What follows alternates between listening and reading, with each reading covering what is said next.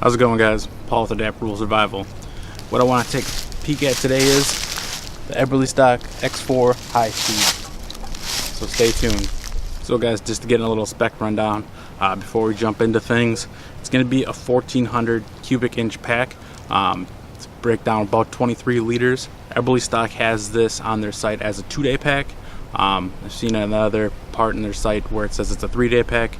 I would be more on tune to say it's a 1-day or a 2-dayer at the very most.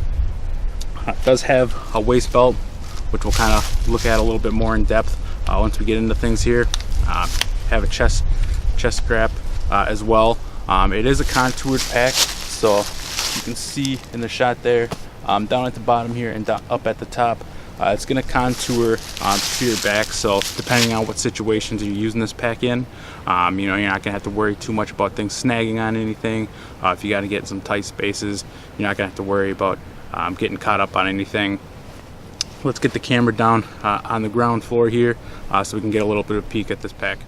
Alright guys, now that we got everything on the ground here, I'll kind of go on the outside of it, show you some features that the pack's going to bring you. Up here on the top lid, we're going to have some PALS MOLLE webbing along with some hook and loops, put some nameplates, different miscellaneous things like that in there. On the bottom section, you're going to have some more webbing, so you can attach pouches, hydration stuff, anything like that on there, whatever is going to suit your needs. What's nice on the sides here, you can have some compression straps. One thing I wish they would have done on the pack is, instead of putting these little pull tabs here, would have added some buckles.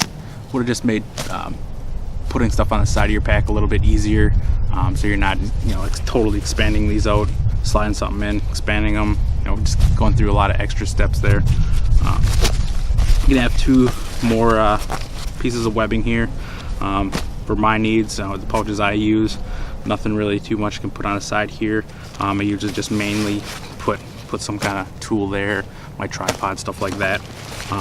With these pouches on the bottom, they're designed for a water bottle. I haven't been able to put a water bottle in there comfortably for my needs, but what I normally do is just put the end of whatever tools I'm using on the side of my pack.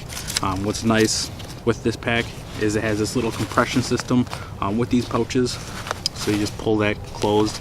You can tuck the extra cordage right in there, so it's out of the way. You don't got to worry about it snagging on anything. Keeps everything nice and tight to the pack, which is a really great feature.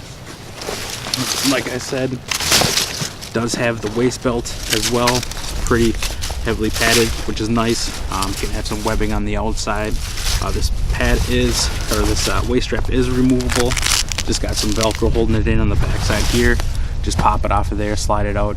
You can really do without it, with this only being a day or two pack at the very most. It really isn't needed, just a nice feature to have if you do have a heavier load in here. What's nice with Eberlestock packs is their backs. Their packs are always really padded, which is nice. I'm gonna have a nice big lumbar pad on the bottom here, some more padding up top here. It's nice because it sticks up quite a bit, so it's gonna create some nice ventilation pathways, along with this being mesh, so it's really gonna keep your back dry as much as possible. What's nice with Eberlestock packs as well is you can really adjust it to better suit your torso. Right now I have it at the highest setting because my torso is a little bit longer compared to the rest of my body. I get really nice lightly padded shoulder straps. I mean, there's nothing too crazy, but what's nice about these is they got a lot of ventilation, so you got to worry about sweat buildup when you're hiking around. A lot of the extra lashing does have little Velcro tabs on it, so you can keep everything nice and secured out of the way, so you got a bunch of stuff dangling around.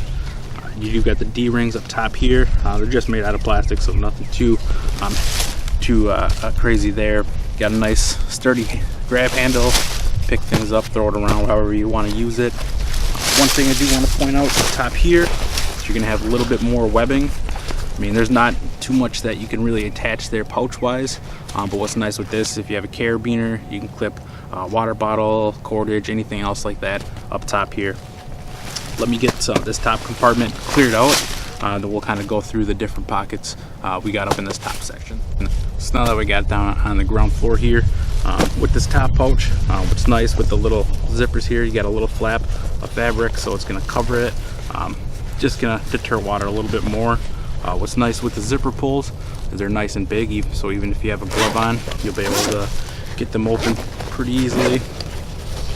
So in the front side of the flap here, you're going to have a mesh pocket, nice big zipper pull on there.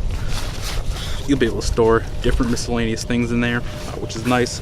On the back side here, you have 2 slots that go the length of the pack. These are for hydration bladders.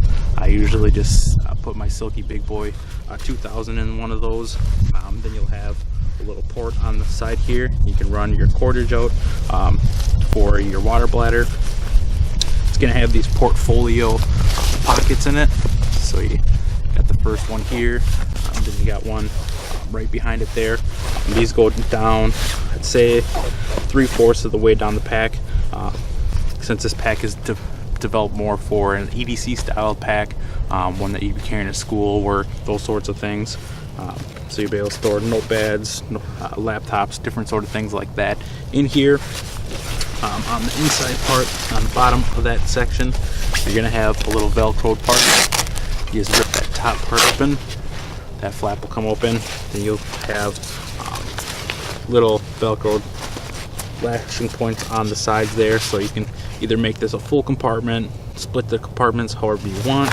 Then you'll be able to grab stuff from the bottom section through the top part of the pack. So let's take a look at this bottom compartment of the X4 Highspeed. You can have those nice big zipper pulls on it as well. That's just gonna open all the way up like that.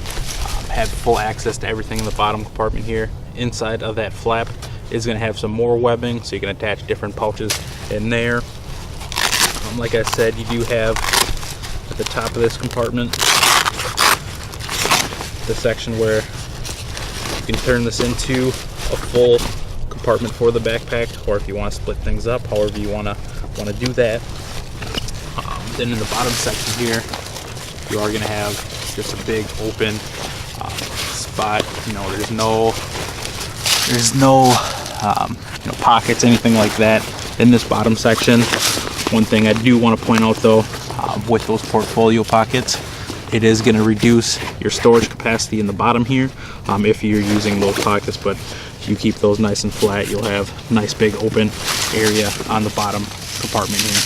Alright guys, one thing else I wanted to point out to you is on the bottom here, you can have some more webbing, so you can attach some different stuff. You know, like I said, if you're using this for a day pack, you'll be able to attach tarp, wool blanket, stuff like that to the bottom there, sleeping pad, different miscellaneous stuff like that. So now that I got everything packed back on my back here, just kind of wanted to wrap up for you. Weight wise, this pack is going to come in at about 4 pounds 7 ounces, so it's definitely going to be heavier for a day pack, 2-day pack, those sorts of packs. So that's something to take into consideration when looking at those packs. You know, with the padding on the pack you get here, you know, with that big lumbar pad, all the back padding, you know, there's things to take into account. You know, the comfort versus weight wise, it really comes down to how you plan on using it. You know, what works for me is not going to work for you. Weight doesn't really matter to me when it comes to a pack, so that's not a big deciding factor for me. Color options for this pack, you're gonna have dark earth, coyote brown, black, military green, like the color I have here, unicam, and multicam. Price point is going to be about $179 on Eberlestock's page. I know the multicam is going to be a little bit more expensive than that. When I looked on Amazon this morning, the solid colors were floating anywhere from $160 up to $179, and the multicam was right around $200.